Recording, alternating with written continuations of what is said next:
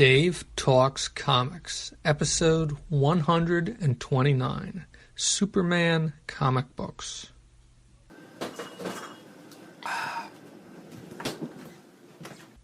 Welcome to Dave Talks Comics, the program where I talk about comic books, cartoons, and comic book conventions. All past episodes can be streamed or downloaded from the program's website, davetalkscomics.com. In addition to the program's website, this podcast can also be found on iTunes, Stitcher, and Facebook. In this episode, I will be talking about Superman and Superman-related comic books that I own.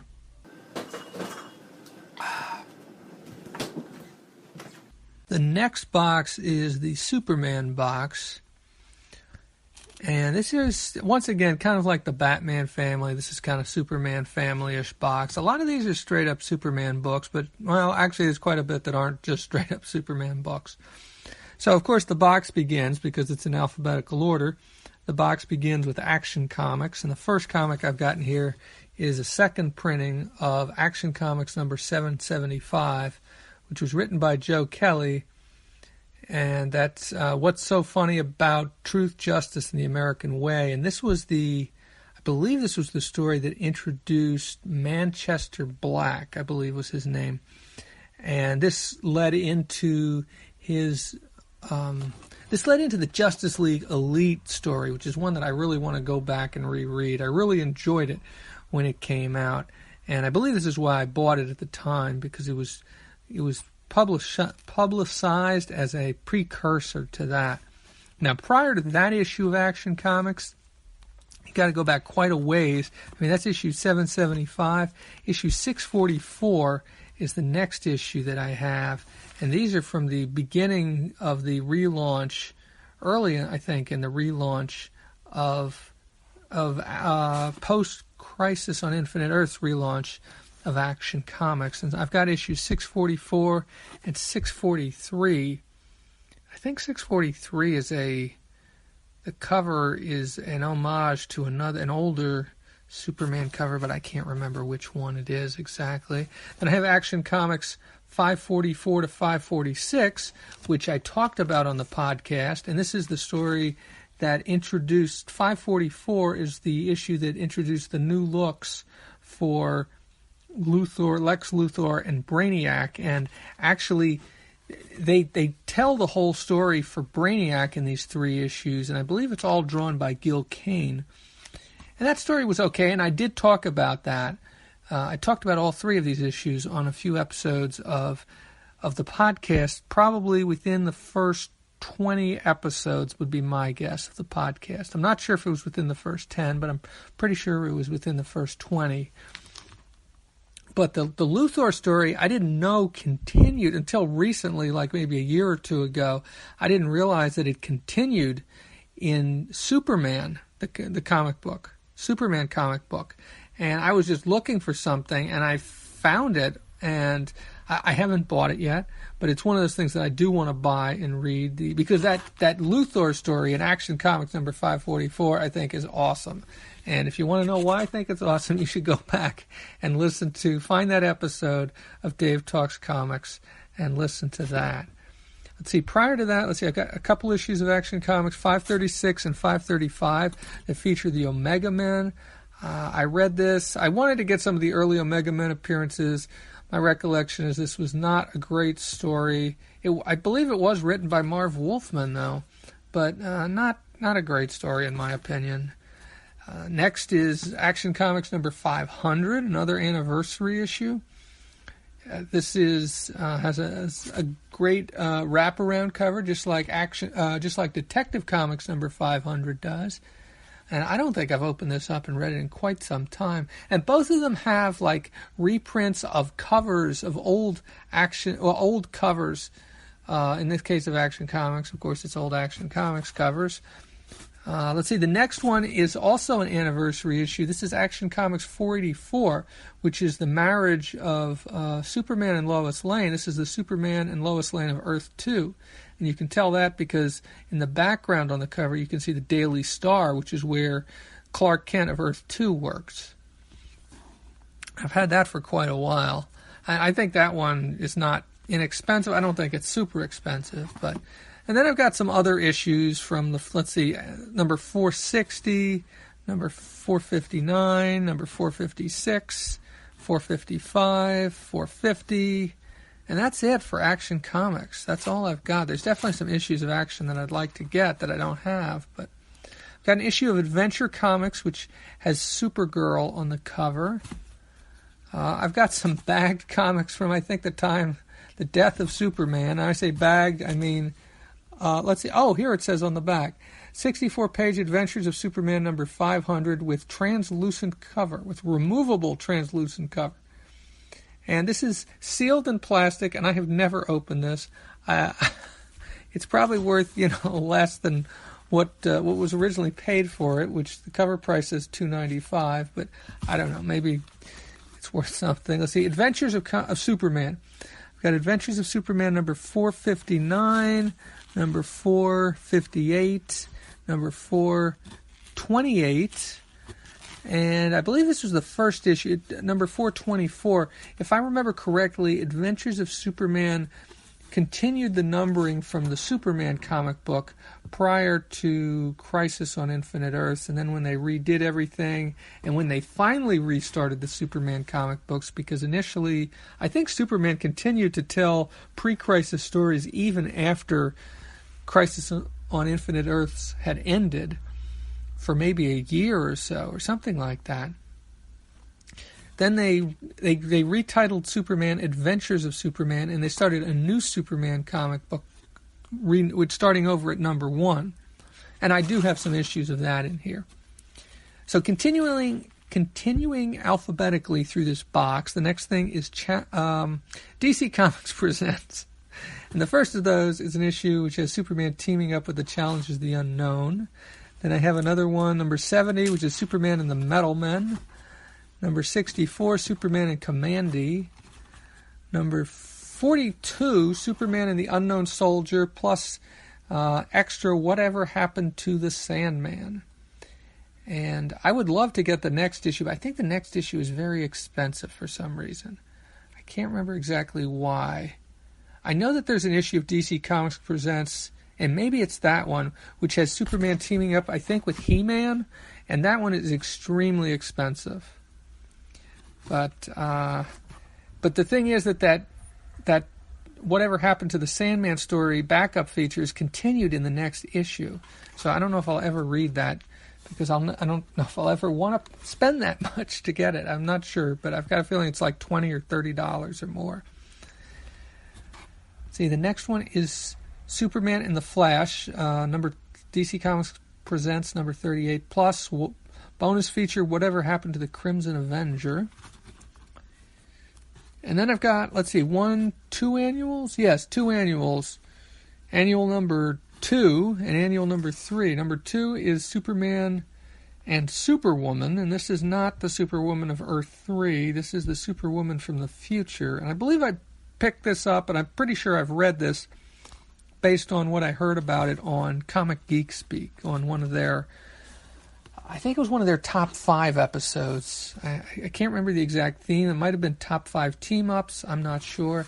And then DC Comics Presents annual number 3. Now, this one I picked up when it first came out back in 1984, and this has Superman teaming up with Shazam, and Dr. Savannah gets the powers of Shazam, and he has a green costume that looks similar to Captain Marvel or Shazam's costume. Next thing in here is the Krypton Chronicles. I believe I talked about this on the podcast. I think I picked this up at the Wild Pig sale back in 2013, if I remember correctly. And since then, I've gotten kind of on a tear picking up these miniseries, these first miniseries that DC Comics did, like what was the Batman one called? It's like the Untold Legend of the Batman or something like that. Yeah. So the next thing in here is the Man of Steel miniseries from 1986, was it? Something like that. Which was written and drawn by John Byrne. I believe the inks were by Dick Giordano, based on this, what I'm seeing on the cover here. And I remember really enjoying this series. This is one I'd like to go back and reread. It's only 6 issues. And it kind of retells the origin of Superman, as I recall. And I think that there was a couple other miniseries which I did not read and I do not have. I think one's about Metropolis, and I think the other one's about Krypton. I think. Something like that. But I should try and pick those up and read those. Okay, so here's Superman. Okay, so these are some issues from Superman after the relaunch. And then I think I have some issues from before the relaunch. Number 36... Number 35? 35, I believe. Yes, number 35. And then it skips down to number 5. Looks like Superman versus the Mummy? I'm not sure. Number 3, which has Darkseid on the cover. Number 2, which has... oh, yes, this is the classic issue where using a computer, Lex Luthor figures out that Superman is actually Clark Kent, and I think at the end of the issue he's like, nah, too easy. There's no way Superman would do that. Would abase himself that way, and then number 1. I've got number 1 of this run, so I have the first 3 issues of this run, yeah, and number 5 also, but I'm missing quite a few after that. Okay, now before Crisis, well. The first one I've got here is a 30-cent issue, number 301, Superman versus Solomon Grundy, and I'm sure I picked this up because it had Solomon Grundy on the cover, and I was really into All-Star Squadron, I think, at the time I bought this, and Earth 2, anything Earth 2. Superman number 145. I can't remember exactly why I picked this up. There might be a story in here that's not featured on the cover. Or maybe it was just inexpensive. Maybe that's why I bought it at a convention. I'm not sure. And then there was a series called Superman Man of Steel, and I think I just have 1 issue of that, and that's number 5, Curse of the Atomic Skull. Cool cover, but I can't remember if I've read this. And it was written by Louise Simonson, art by John Bogdanov, Kurt Swan, and somebody whose last name is Janke. I don't remember who that is. Now I've got a few Elseworlds books in here. I think I bought most of these about 12, 15 years ago. Superman, Blood of My Ancestors. Kane, Grant, Buscema, Nolan with Giddings. I assume that's Gil Kane and probably Stephen Grant, but it might be Alan Grant.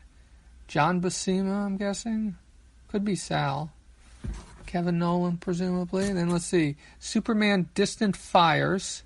This one is by Howard Chaykin. Oh, Gil Kane, Kevin Nolan with Matt Hollingsworth. Should probably bust some of these out, at least flip through them. But I'm not going to do that right now.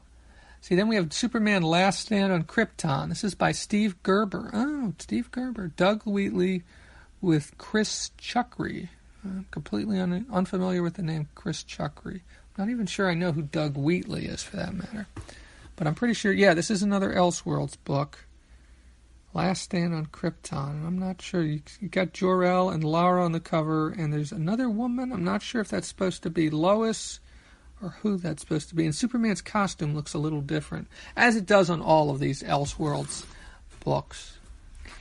And let's see. And then I have 2 issues of Superman's Girlfriend Lois Lane, and these were 2 which also featured, I think this is actually a 2-parter, which was kind of unusual at this time.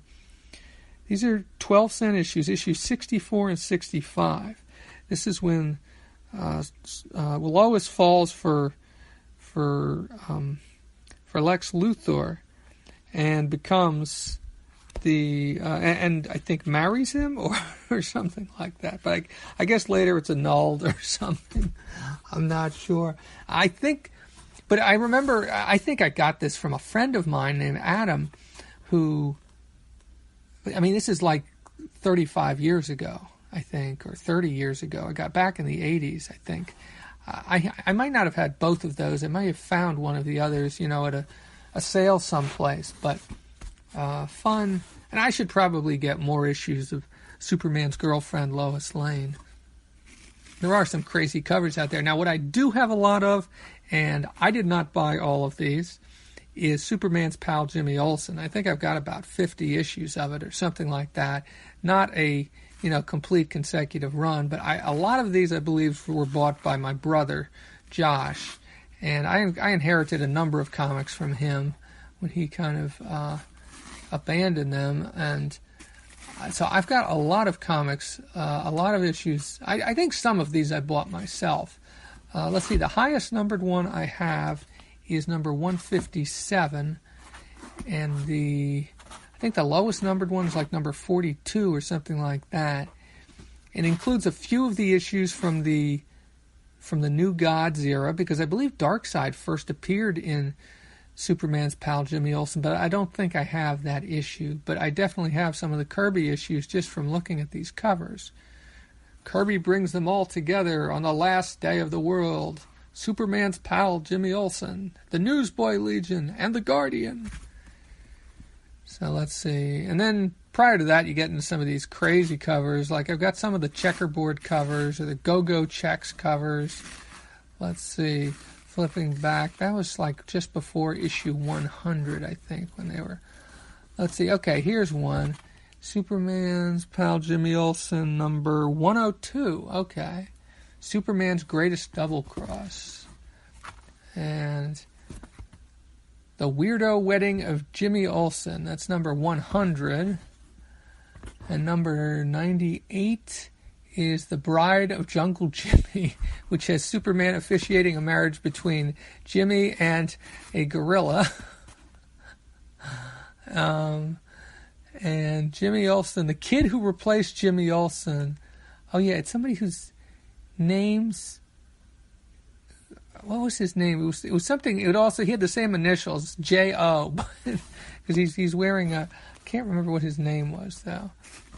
Oh, and then this was a cool one, or at least I like the cover, featuring Jimmy Olsen as Agent 55 in a one-man war against the Superman-Batman team from Scar. Also, surprise story: Olsen's voyage to the unknown. Can you guess where he lands? And the cover shows Jimmy Olsen fighting both Batman and Superman. He's got Batman lifted above his head, and he's kicking Superman in the stomach. Oh, and then here's one. I actually have two copies of this. Number 91. This is the one, The Dragon Delinquent, where Jimmy, I don't know if he's leading or he's just a member of a motorcycle gang. I guess this was probably inspired in part by the Wild Bunch. Or not the Wild Bunch, the Wild Ones. Wild Bunch is a completely different movie, but the Wild Ones, I think, is the Wild Ones or the Wild One? It's a Brando film, I think from the 60s, but I'm not certain. It may have been much earlier than that. And then I've got a bunch of bouncier than the Beatles, more electric than Elvis, see Superman strut the Krypton crawl. And this one's pretty beat up. It's missing pieces of the cover, but most of it's still there. Jimmy Olsen's playing some sort of a I don't know, is it a guitar, a banjo? And he's saying, "Cool it, Big Daddy, the gang's waiting to see Soupy dance the Krypton crawl next." And you see the people in the audience shouting for Superman. "Superman, stop dancing. There's an emergency down the street." And that's Perry White saying. Love this stuff. Oh, yeah, this is a really cool cover. Number 86. The team of Brainiac and Olsen. And it shows Brainiac replacing... It says, "There, Jimmy, I've given you a computer brain like mine. Now use it to plot against our greatest enemy, Superman." And Jimmy says, "Sure, Brainiac, I'll summon him with my signal watch. My mechanical brain has devised a way to kill him." And they can see Superman flying in on the Superman monitor. See if there's any other interesting ones here. These covers were always, well, not always, but they were pretty cool. King Olsen's Private Island. Some of these are coverless. Jimmy Olsen's Monster Movie. What else we got here? The Unbeatable Jimmy Olsen. The Revenge of Jimmy Olsen. Let's see. Oh, I've still got quite a few back here. Oh, The Colossus of Metropolis. Which has Jimmy Olsen dressed kind of like Colossal Boy did back in the day, and giant just like Colossal Boy would be. When Supergirl replaced Jimmy Olsen. And they show Supergirl in her Linda Lee Danvers disguise. And let's see, Jimmy's thinking, Linda looks sweet, but she swiped my job on the planet. Next, I'll bet she'll steal my best friend Superman. And Linda's thinking, poor Jimmy, I don't dare tell him I got him fired, but I'll make it up to him in my secret identity as Supergirl. The Pranks of Jimmy the Imp. It's another one that which has Mr. Mixitz-Pitlick. I think that's, but let's see. Oh, this is number 74, but it's missing the cover, unfortunately. Number 73, The Kid with a Golden Touch, and it shows Jimmy Olsen turning Superman's cape to gold. Oh, this one I thought was pretty cool. It's very beat up. This is number 70, The Secret of Silver Kryptonite. Jimmy, you've pulled back that lead-lined curtain and exposed me to silver kryptonite. How is it different from green, red, gold, blue, or white kryptonite? Ha! Silver kryptonite will affect you in a way you'll never forget. Prepare for the super surprise of your life, Superman. Oh, yes, the dynamic duo of Kandor, see Flamebird, Olsen, and Nightwing Superman battle a super outlaw with their wits and utility belts. Now, I don't know if this is... I'm not sure if this is the first appearance of Flamebird and Nightwing. I'm not sure. Number 62 has Jimmy Olsen as Elastic Lad, and it also is a Phantom Zone story featuring Superman's Phantom Pal. And Jimmy Olsen finds a great Krypton. Jimmy Olsen has used his Elastic Lad powers to squeeze through a tiny opening in the Phantom Zone, and I can't rescue him without releasing all the super outlaws who have been banished into that weird twilight world.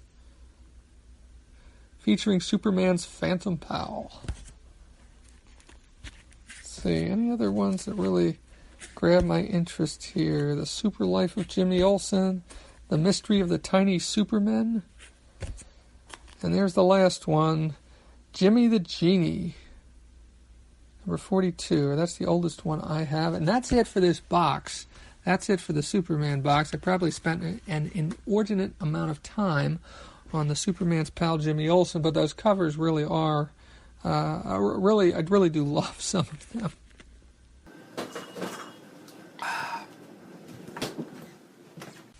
I went through my box of comics. Well, I went through a couple boxes of comics other than the Superman box, and I found a few more things that are Superman or Superman related that should be in the Superman box. Some of these I haven't read yet. In fact, most of these I haven't read yet. The first ones are a couple issues of DC Comics Presents that I believe I bought at Baltimore Comic-Con or Heroes Con in the last year or two.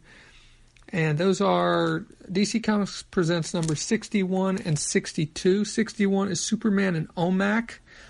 I have this also in a DC Blue Ribbon Digest, which I believe I have owned since I first bought it back in 1981, 82, something like that. And it's drawn by George Perez. It's written by Len Wein. And this is I remember really enjoying it, but I've never read the original comic book. I've only read the reduced sized version in the digest. So I do want to go back and read this because I don't think I've reread it since then. And of course, Superman and the Freedom Fighters, number 62. I would love to read that. And that has the other one has a George Perez cover, who of course also drew the inside. This one has the cover is by Gil Kane, but I'm not sure if Gil Kane also did the story, drew the story itself. And I've never read that one before. Then I have an issue of the New Adventures of Superboy. I believe I picked this up at Heroes Con this year. And this is Superboy against General Zod, Jax-Ur, and Feora, who are three criminals from the Phantom Zone. And I believe I talked about them on an earlier episode of the podcast, but I can't remember exactly in what context. Maybe I was just talking about this issue when I bought it, so maybe it was on the Heroes Con, one of the Heroes Con episodes. I found a few other issues of Superman, the series that started in '86. First, there's Superman number 18, which was written by John Byrne, and drawn by Mike Mignola and Carl Kiesel. And it is Return to Krypton. I love Mike Mignola's art. I love his, so I'm really interested in getting into that. Then there's one that was done by Byrne and Kiesel. This has Superman and it says Men of Steel, guest starring the Doom Patrol. And this one has a cover by Byrne. The last one had a cover by Mignola. So I'm looking forward to reading that one. All comics I have not read before. Superman Mongols Mad. This is when Superman went on a walkabout about the universe. And I believe this is one of those stories that the War World story from the Justice League cartoon was based on, and that's why I picked this up. I think once again I got this at Heroes Con, but it may have been at Baltimore Comic Con in 2015. Now I've got an issue of Superman Annual number 9, and I believe I talked about this. I bought this just earlier in 2016 over the summer when I went to Columbus for Pulp Fest, and I went to a Pack Rats Comics, I believe it's called, and I bought a bunch of comics there, and I talked about this one a little bit there. It's the main story is drawn by Alex Toth. I have not gotten a chance to read this yet. And then there's an issue of Superman Annual that I know I have, and that's Annual number 11, which is for The Man Who Has Everything, but for some reason I can't find it right now. I'm not sure exactly where it is. I'm pretty sure it has to be in this apartment somewhere, but I cannot locate it. But once I do, it will be going into the Superman box. And then finally, I have some issues of Superman Adventures. These are, I'm almost certain I bought these all at Baltimore Comic Con, I believe in 2015. I have read them all. I believe I talked about them all on the podcast. Issues 3, 9, 11, and 12. And I also talked about some issues that I have just electronic copies of that I don't have the originals of. But these were, especially 11 and 12, were good. I remember, I think were my favorite of these, and that was one where Lois Lane has to come to Superman's rescue because he's dying from something. And 11 and 12 is a two-parter.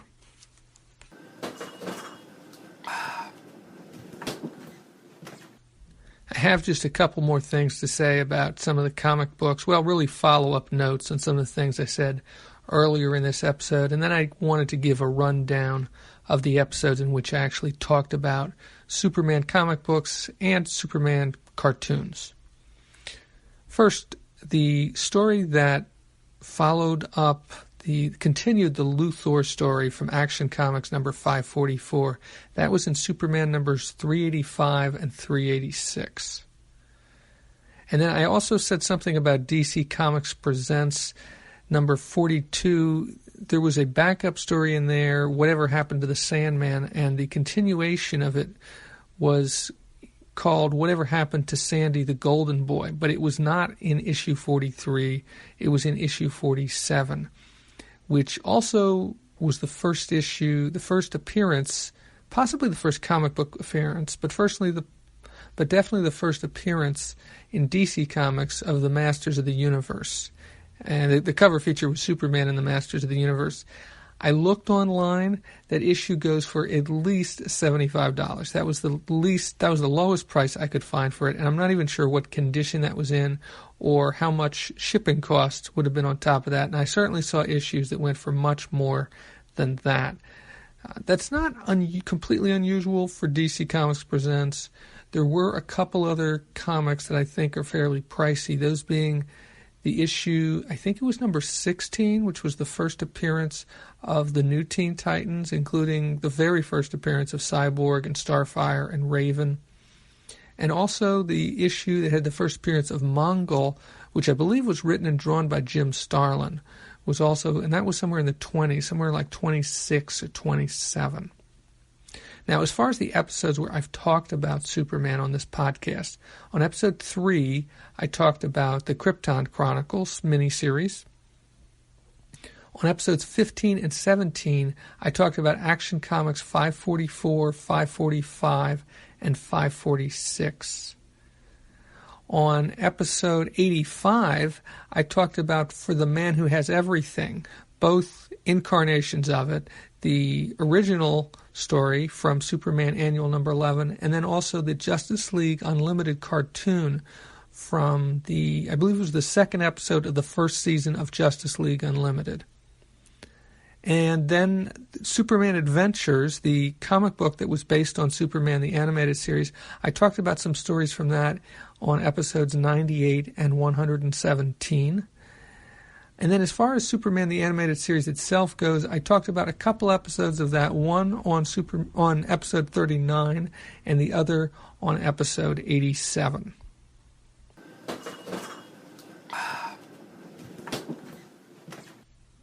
That is it for my talk about the Superman comic books that I own and a bit about Superman comic books that I'd like to own. This is part 2 of what might be an ongoing series, but I'm not sure. That's it for episode 129. Dave Talks Comics can be found at davetalkscomics.com, as well as on iTunes, Stitcher, and a few other locations. You can find my notes blog at davetalkscomicsnotes.blogspot.com. If you have comments or questions, I can be reached at davetalkscomics@gmail.com, on Twitter at DaveTalksComics, or leave a comment on my website. I'm Dave. Thank you for listening.